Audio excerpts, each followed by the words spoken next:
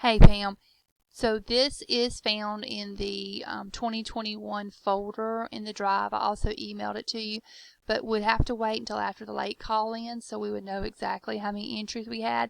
But this is just an example from the rodeo last year. So on Saturday there's going to be 12 kids in the 6 to 8 breakaway. So up here under contestants, you would just type in 12, and then it was going to show you the money.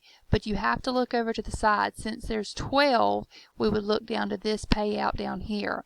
And 12 contestants would play 3 holes. So first place would get $42, second place $25, and third place $17. And so you would do envelopes ahead of time with that money in there. So the only thing you would have to do at the rodeo is actually put the contestant's name, and then we have them sign for it. And that should be a form somewhere we can find for you as well. Another, like for 4 kids, if there was 4 in the event, you just change it to 4, and then 4 places would be just one money. So first place would win the whole $28 because it's based on the $7 jackpot fee.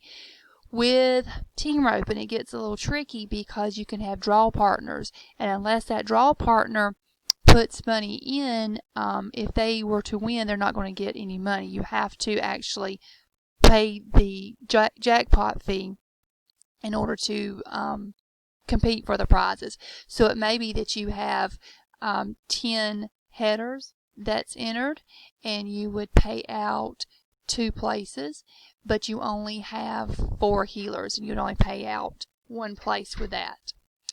I can help you with this. Just give me a call, but I thought this might be a quick tutorial.